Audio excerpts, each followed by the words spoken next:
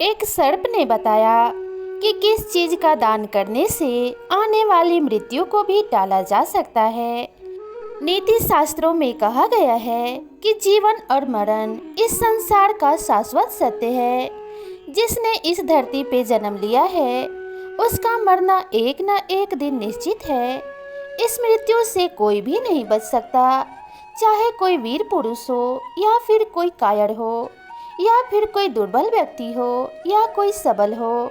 जितना भी बलवान हो वह मृत्यु को पराजित नहीं कर सकता। मृत्यु को सबको स्वीकारना ही पड़ता है, क्योंकि मृत्यु एक जीवन का अटल सत्य है।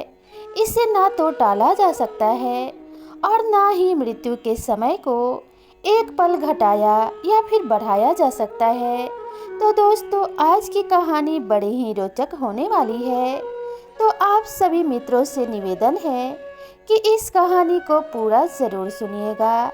तो चलिए कहानी में आगे बढ़ते हैं। किसी नगर के पास बहुत ही बड़ा और घना जंगल था। उस जंगल में भांति भांति के पशु पक्षी निवास किया करते थे। उन पशु पक्षियों की आपस में मित्रता थी और समय मिलने पे वे सभी एकत्र होकर सभा का आयोजन किया करते थे और उस सभा में अपने अपने मत और विचार प्रकट करते थे, जिससे उनका मनोरंजन भी होता था और उनके ज्ञान में वृद्धि भी होती थी। अगर किसी की कोई समस्या हो तो उसी सभा में वे उस समस्या का हल भी ढूंढा करते थे। एक दिन चर्चा करते करते एक कौवे ने कहा कि मित्रों, सभी चीज़ों के बारे में तो हम बात करते रहते हैं, लेकिन मृत्यु एक ऐसी चीज़ है जिसके बारे में कोई बात करना पसंद नहीं करता। आज हम मृत्यु के बारे में बात करेंगे कि कौन सी ऐसी वस्तु है जिसका दान करने से मृत्यु को भी टाला जा सकता है। कौवे की बात सुनकर एक चिड़िया ने अपना मत प्रकट करते हुए कहा कि नहीं मित्र, मृत्यु को किसी भी प्रकार से टाला नहीं जा सकता। मृत्यु तो जीवन का अटल सत्य है और जिसकी मृत्यु जब आनी होती है तब आ ही जाती है, उसे कोई भी रोक नहीं सकता। सभी पशु पक्षियों की बात पास से गुजर रहा एक सर्प सुन रहा था। सांप ने जब उन सभी की बातें सुनी तो वे उनके पास आकर रुक गया। इतने विशाल और अजगर सांप को देखकर सभी पशु पक्षी वहां से भागने लगे और कहने लगे, हमने मृत्यु की बात क्या की, साक्षात मृत्यु हमारे सामने ही आ गई। अब तो जान बचाकर भागने में ही समझदारी है। उन सभी को भागता हुआ देखकर सर्प उन्हें रोकता हुआ कहने लगा, मित्रों, भागने की आवश्यकता नहीं है और ना ही मुझसे भयभीत होने की ज़रूरत है। मैं तुम सभी के प्रसंगों को सुनकर यहाँ रुक गया हूँ और मृत्यु के ऊपर मैं भी तुम्हारे साथ चर्चा करना चाहता हूँ और मैं तुम्हें इस बात का ज्ञान देना चाहता हूँ कि एक ऐसी भी वस्तु है जिसका दान करने से आई हुई मृत्यु को भी टाला जा सकता है। सांप की बात सुनकर सभी पशु पक्षी जहाँ थे वहीं रुक गए और सांप के थोड़ा निकट आकर पूछने लगे, सर्प महोदय, आप यह क्या कह रहे हैं? मृत्यु को भला किस प्रकार से टाला जा सकता है? मृत्यु को तो कोई भी रोक नहीं सकता। मृत्यु तो होनी तय है और जब जिसकी मृत्यु होनी होती है तभी होती है। उन सभी पशु पक्षियों की बात सुनकर सर्प ने फिर से अपनी बात दोहराई और उनको समझाते हुए कहा, नहीं मित्र, ये सत्य नहीं है। जैसे सभी समस्याओं का हल है उसी प्रकार से मृत्यु को भी टाला जा सकता है। अगर हम मृत्यु को टालने वाले कार्य को करें तो मृत्यु भी टल सकती है। इसके बारे में मैं आप सभी को एक प्राचीन कथा सुनाता हूँ। इस कथा को सुनकर आप सभी को समझ में आ जाएगा कि मृत्यु को भी टाला जा सकता है। सांप की बात सुनकर सभी पशु पक्षी आपस में विचार करने लगे और सर्प से निवेदन करने लगे कि आप वह कथा हमें शीघ्र ही सुनाइए। हम जानना चाहते हैं कि आखिर मृत्यु का क्या हल है और इसे किस प्रकार टाला जा सकता है। उन सब की बात सुनकर सर्प ने कथा सुनानी प्रारंभ कर दी और कथा को शुरू करते हुए कहा, किसी देश में एक राजा राज्य करते थे। वे राजा बड़े ही दानी और प्रतापी थे। वे न्याय प्रिय और प्रजा पालक भी थे। वे राजा अपनी प्रजा को अपनी संतान की तरह प्रेम करते थे और उनके सुख दुख को अपना सुख दुख समझते थे। राजा का जीवन बड़ा ही सुखमय था, लेकिन हर किसी के जीवन में अगर सुख होता है तो साथ साथ में दुख भी होता है। ठीक उसी प्रकार से राजा के जीवन में भी संतान का कष्ट था। सभी कुछ होते हुए भी राजा को संतान सुख नहीं मिल पा रहा था, क्योंकि वे राजा संतानहीन थे। राजा की रानी भी बड़ी धर्मात्मा थी और वे भगवान शिव की अनन्य भक्त थी। चाहे कुछ भी हो जाए, वे एक दिन भी भगवान शिव की पूजा पाठ करना नहीं भूलती थी और यही उसकी दिनचर्या थी।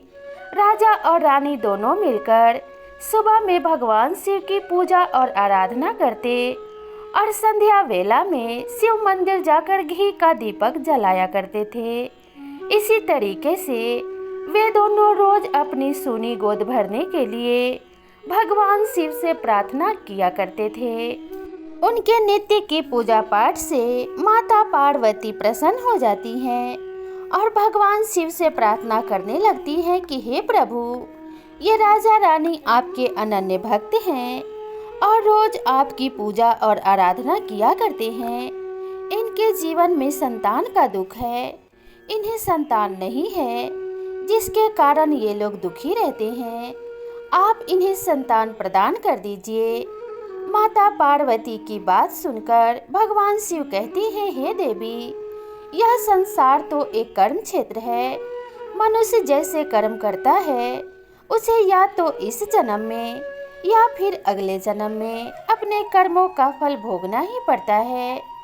इस राजा ने अगले जन्म में ऐसे कर्म किए हैं जिसके कारण से इस जन्म में इसे संतान सुख से वंचित रहना पड़ेगा, और जो इस जन्म में ये पुण्य कर रहा है इसका फल तो इसे अगले जन्म में अवश्य ही प्राप्त होगा। इसलिए आप अधिक चिंता मत कीजिए। संतान की कामना इसकी पूरी नहीं हो सकती। भगवान शिव की बात सुनकर माता पार्वती हठ करने लगती हैं और भगवान शिव से कहती हैं, हे प्रभु, आप चाहें तो क्या नहीं हो सकता। आपके इच्छा मात्र से ही संसार के सभी कार्य संचालित होते हैं। आप चाहें तो क्षण में प्रलय कर देते हैं और आप चाहें तो किसी को क्षण भर में जीवन दान दे सकते हैं। आप इसे संतान दे दीजिए, इतना मैं आपसे निवेदन करती हूँ। माता पार्वती के बार बार हट करने पे भगवान शिव कहते हैं कि ठीक है देवी, अगर आप यही चाहती हैं तो मैं इस राजा को संतान प्रदान कर देता हूँ, लेकिन आपको इस बात का ध्यान रखना होगा कि वह संतान अल्पायु होगी, क्योंकि मैं इसे आजीवन के लिए संतान नहीं दे सकता। आपके आग्रह करने से मैं इसे 18 वर्षों के लिए संतान का सुख प्रदान करता हूँ। क्योंकि इसके भाग्य में संतान सुख नहीं है, इसलिए इसे कुछ वर्षों तक ही संतान का सुख प्राप्त होगा। भगवान शिव की बात सुनकर माता पार्वती कहती हैं, ठीक है प्रभु, 18 वर्ष ही सही, लेकिन इन्हें मातृत्व का सुख तो मिलेगा, माता पिता बनने का मौका तो मिलेगा। इन्हें कोई बांझ कह के तो नहीं बुलाएगा। आप इन्हें पुत्र प्रदान कीजिए। माता पार्वती की बात मानकर भगवान शिव ने उस राजा को पुत्र रूपी रत्न प्रदान किया, और जब वे राजा रानी मंदिर से लौटकर अपने घर चले गए और रात्रि के समय सो गए, तो भगवान शिव ने राजा के स्वप्न में जाकर कहा कि हे राजा, मैंने तेरी भक्ति से खुश होकर तुम्हें पुत्र प्रदान किया है, लेकिन इस बात का ध्यान रखना कि तुम्हारे जीवन में संतान का सुख नहीं था, इसलिए वह संतान अल्पायु होगी और कुछ ही दिनों तक तुम दोनों को माता पिता बनने का सौभाग्य प्राप्त होगा। इतना कहकर भगवान शिव अंतर्ध्यान हो गए और जब प्रातः काल होने पर राजा की निद्रा खुली तो वह उस स्वप्न को याद करके आश्चर्यचकित होने लगा और मन में विचार करने लगा कि 18 वर्षों के लिए ही सही पर मैं पिता तो बन पाऊंगा। ईश्वर की कृपा से मुझे पुत्र की प्राप्ति हो रही है। अगर ईश्वर की कृपा होगी तो वह संतान दीर्घायु भी हो जाएगी। इसी बात का संतोष करके वह रानी को जगाता है और रात्रि वाले स्वप्न के बारे में बता देता है। फिर दोनों राजा रानी आने वाले बच्चे के सपने संजोने लगते हैं और धीरे धीरे समय बीतने लगता है। समय बीतने के साथ वह खुशी का मौका भी आ जाता है जब रानी 9वें महीने में अपने गर्भ से एक सुंदर पुत्र को जन्म देती है। राजा अपने पुत्र को देखकर बड़े ही खुश होते हैं। वह राजा का पुत्र बड़ा ही सुंदर था और बड़ा ही मनमोहक था। जो भी उस बच्चे को देखता देखता ही रह जाता। सभी उसकी प्रशंसा करते हुए नहीं थकते थे। राजा अपने पुत्र को देखकर मोहित हो जाया करते थे।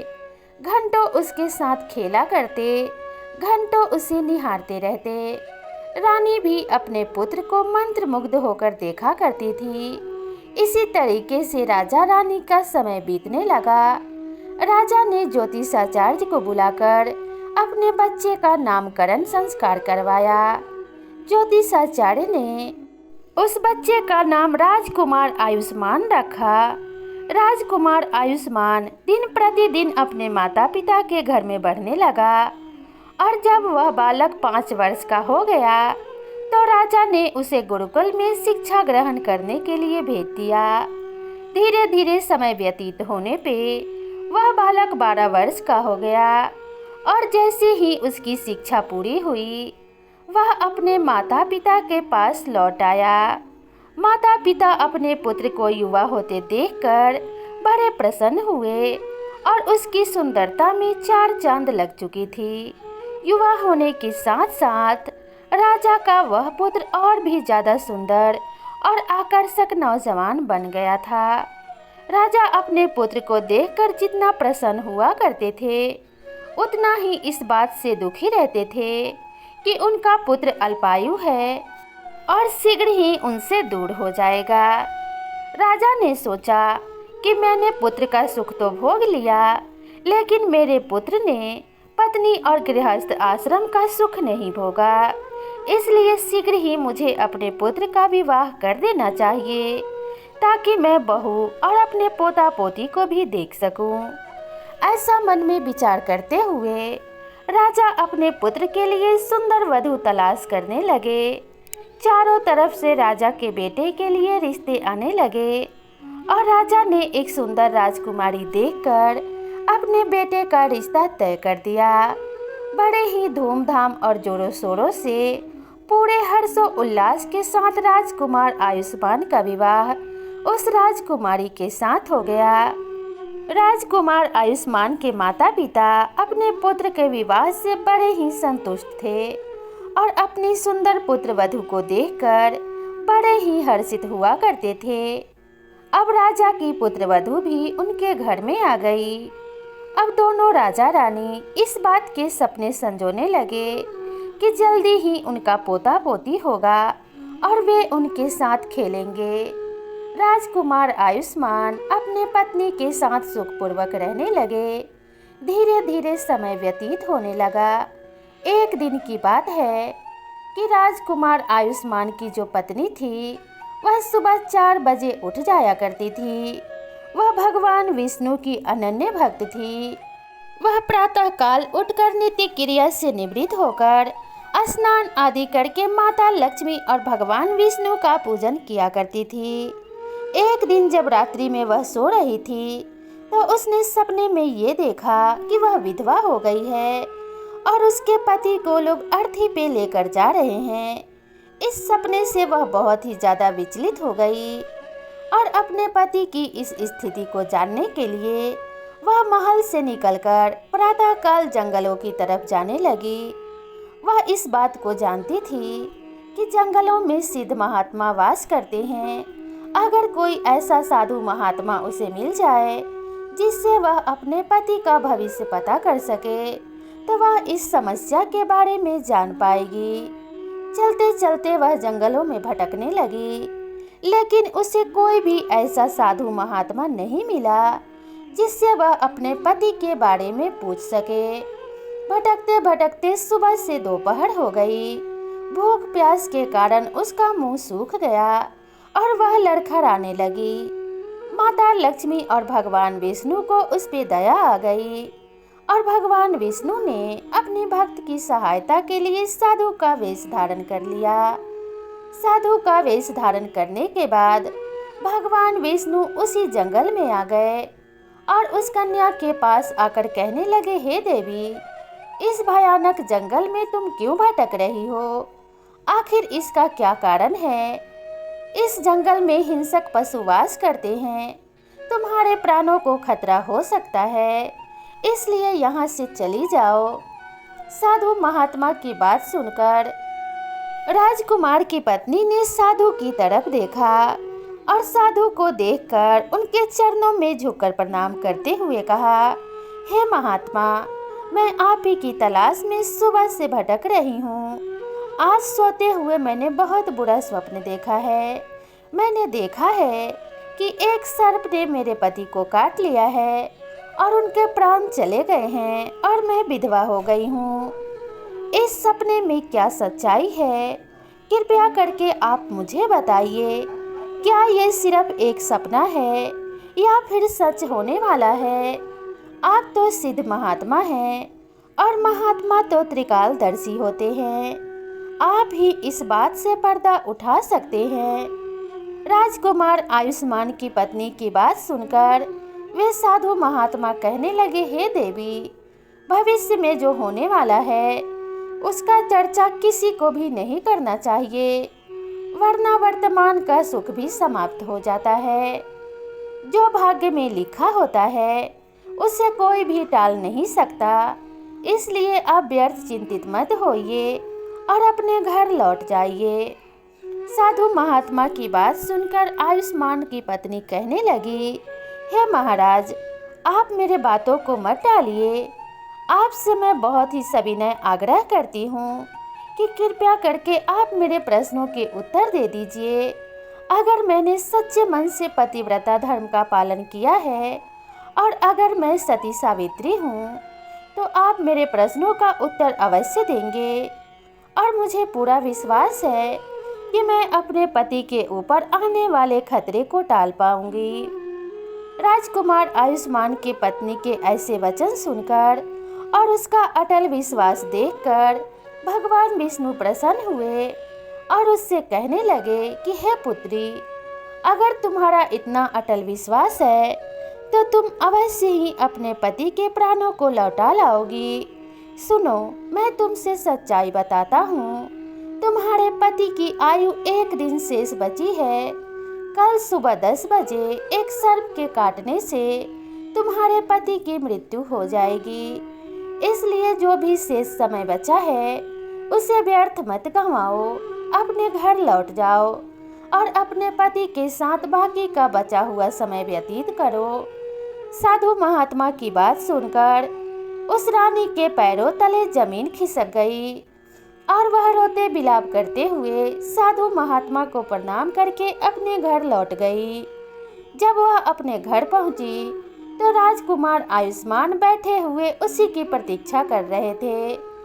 अपनी पत्नी को देखकर वे उससे प्रश्न करने लगे, तुम कहाँ चली गई थी? सुबह से मैंने तुम्हें नहीं देखा तो मेरा मन व्याकुल हो रहा था। मैंने माताजी और पिताजी से भी पूछा, लेकिन उन्हें भी इस बात की जानकारी नहीं थी। अपने पति की बात सुनकर राजकुमार आयुष्मान की पत्नी कहती है कि हे स्वामी, मैं ऐसे ही टहलते टहलते जंगलों की तरफ चली गई थी और थकने के कारण थोड़ी देर विश्राम करने लगी, जिससे मुझे देर हो गई। मेरी भूल के लिए मुझे क्षमा कर दीजिए। मैं अभी आपके लिए स्वादिष्ट व्यंजन बनाती हूँ। इतना कहकर वह रसोई कक्ष की तरफ चली गई और अपने पति के लिए तरह तरह के पकवान बनाने लगी। पकवान बनाते बनाते 56 प्रकार के व्यंजन उसने बना लिए। सभी एक से बढ़कर एक स्वादिष्ट थे और बड़ी ही अच्छी सुगंध उनमें से आ रही थी। जिस नगर में राजकुमार आयुष्मान अपने माता पिता और पत्नी के साथ रहते थे, उसी नगर में एक दरिद्र व्यक्ति रहा करता था। वह एक मछुआरा था और बहुत ही ज़्यादा गरीब था। उस मछुआरे की एक बेटी थी। धनहीन होने के कारण उसने एक गरीब परिवार में अपने पुत्री का विवाह कर दिया था। मछुआरों का तो काम ही होता है नदी में जाकर मछली पकड़ना। एक दिन उस मछुआरे का जो दामाद था, वह नदी में नाव पे मछली पकड़ने गया और नदी की तेज लहरों के कारण उसका नाव पलट गया और नदी में डूबने के कारण उसकी मृत्यु हो गई। जैसा कि सदियों से होता आया है, अगर पति के साथ कुछ बुरा हो जाए तो लोग पत्नी को ही अपशगुन मानते हैं और कुलक्षणी कहकर बुलाने लगते हैं। ठीक वैसा ही उस मछुआरे की बेटी के साथ हुआ। उसके सभी ससुराल वाले उसे अपशगुनी और कुलक्षणी कहने लगे और उसे घर से निकाल दिया। सभी लोग इस प्रकार से कहने लगे कि यह तो आते ही अपने पति को खा गई। अगर ये यहाँ पे रही तो पता नहीं और किस किस को खा जाएगी।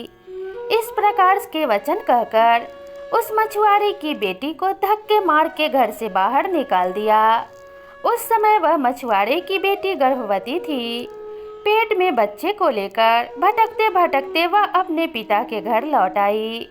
उसका पिता तो पहले से ही बहुत अधिक दरिद्र था। अपनी बेटी की देखभाल करने के लिए उसके पास धन नहीं थे और अधिक बूढ़ा होने के कारण अब वह कमा भी नहीं पाता था। लेकिन कहते हैं ना कि पूरी दुनिया त्याग दे, लेकिन अपने माता पिता अपने बच्चों को नहीं त्याग सकते और ना ही उसे दुख में देख पाते हैं। मछुआरे ने जब अपने बेटी का दुख देखा तो उसे अपने घर में लाकर उसे सांत्वना देने लगा और समझाने लगा कि हे बेटी, तुम चिंता मत करो। अगर ईश्वर ने हमें पेट दिया है तो भोजन भी अवश्य देंगे। अब वह मछुआरा भीख मांगकर किसी तरीके से अपना और अपने बेटी का गुजारा करने लगा। किसी दिन भिक्षा मिल जाती तो दोनों बाप बेटी भोजन पकाकर खा लेते थे और किसी दिन नहीं मिलती तो उन्हें भूखे ही सोना पड़ता था।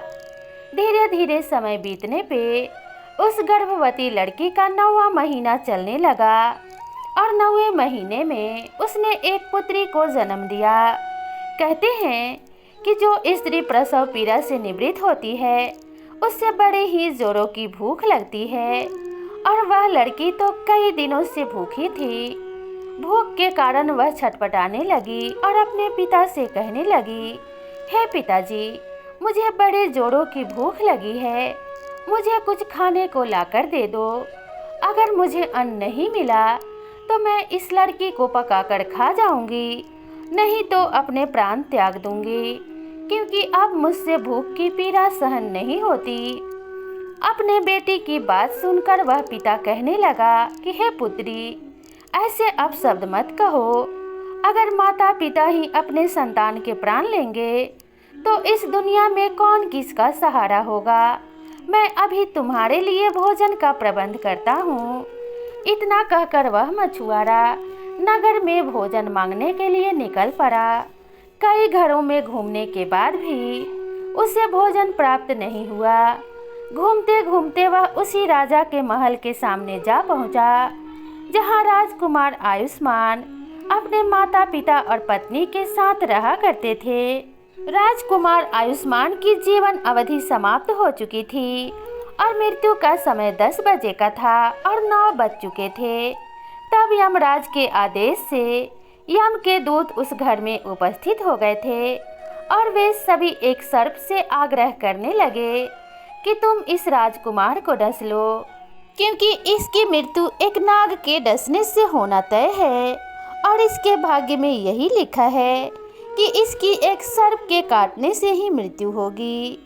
सर्प इस बात को टालता रहा, लेकिन बार बार यमदूतों के आग्रह करने पे वो इस बात को टाल नहीं सका और यमदूतों के साथ वे राजा के महल में चला गया और जाकर सीढ़ियों पे बैठ गया।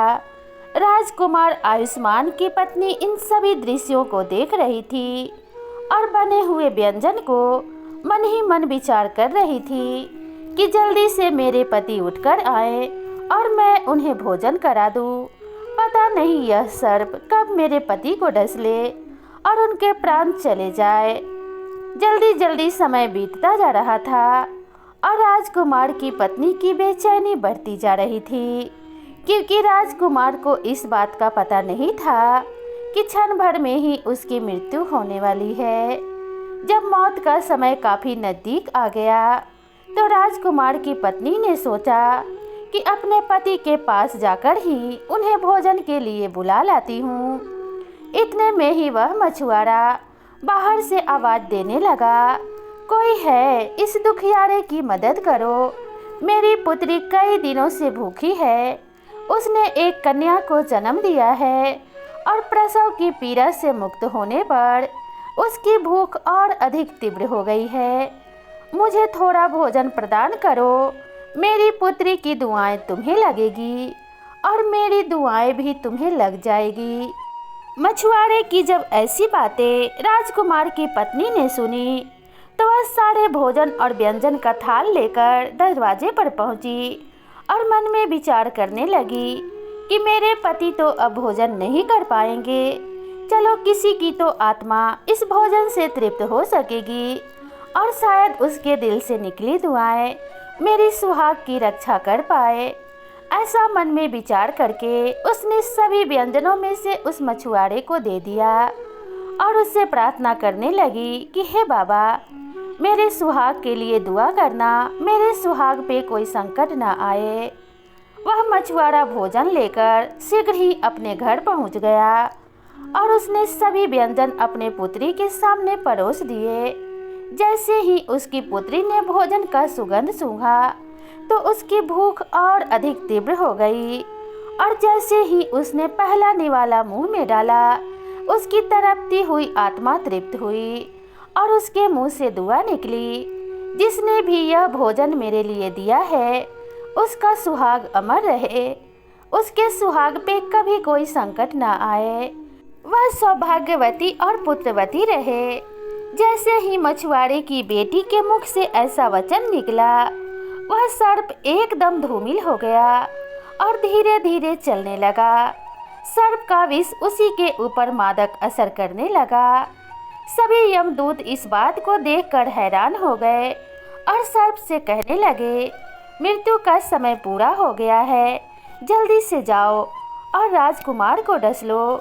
लेकिन वह सर्प चल नहीं पा रहा था, क्योंकि काल का उस पे ही असर हो गया था। तब भगवान विष्णु कहते हैं कि हे देवी, इस राजकुमार की उम्र लंबी हो चुकी है, क्योंकि किसी भी अतृप्त आत्मा को जब कोई तृप्त करता है तो उसकी दुआएं मृत्यु को भी टाल सकती है। उसकी दुआएं सीधे ईश्वर के दरबार में सुनी जाती है और सभी संकटों का नाश कर देती है। इसलिए अगर हम जब भी किसी को दान करते हैं तो ऐसे व्यक्ति को दान करना चाहिए जिसे उसकी ज़्यादा ज़रूरत हो। भूखे का पेट भरना और प्यासे को पानी पिलाना और किसी ज़रूरतमंद की सहायता करना ही दुनिया में सबसे बड़ा पुण्य फल देता है और सबसे बड़ा पूजा भी यही है। इससे बड़ी ना तो कोई पूजा है, ना कोई यज्ञ है और ना ही कोई तपस्या है। जब हम किसी दुखियारे की मदद करते हैं तो स्वयं खुद की ही मदद करते हैं, क्योंकि जो हम देते हैं वही पाते हैं। जब हम किसी की सहायता करते हैं तो ईश्वर हमारी सहायता स्वयं करते हैं। इस प्रकार की कहानी सुनाते हुए सर्प ने सभी पशु पक्षियों के बताया कि उस मछुआरे की बेटी की दुआ निकलने से राजकुमार की मृत्यु टल गई और उसके मुख से निकले शब्दों के कारण वह आयुष्मान हो गया और दीर्घायु हो गया। अब वह सुखपूर्वक अपने पत्नी और माता पिता के साथ रहने लगा और इस प्रकार से उसकी मृत्यु टल गई। तो अगर हम कोई ऐसा कार्य करते हैं जिससे हम किसी की तड़पती हुई और दुखी आत्मा को सुख पहुंचाते हैं, तो उसकी दुआएं हमारी सभी कष्टों का नाश करती है। इसलिए हे पशु पक्षियों, कभी जीवन में ऐसे कार्य मत करना जिससे किसी की आत्मा से तुम्हारे लिए बद्दुआ निकले, क्योंकि दुआओं और बद्दुआओं का असर सबसे ज़्यादा तेज होता है और वे सीधे ईश्वर के दरबार में सुनी जाती हैं। इस प्रकार के वचन कहकर सर्प वहां से चला गया और सभी पशु पक्षियों को इस बात का ज्ञान प्राप्त हुआ कि किस चीज का दान करने से आई हुई मृत्यु को भी टाला जा सकता है।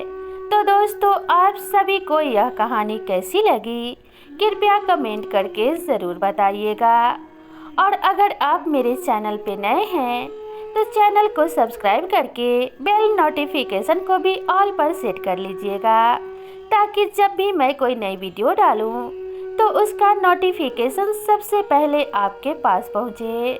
तो अगर आपको ये वीडियो पसंद आई हो तो इसे अपने सभी परिवार और मित्रों के साथ भी शेयर कर दें और इसी तरह की नई नई वीडियो के लिए मेरे चैनल से जुड़े रहें। तो मिलते हैं इसी तरह की नई कहानी के साथ। तब तक खुश रहिए, स्वस्थ रहिए, अपना और अपनों का ध्यान रखिए। नमस्कार।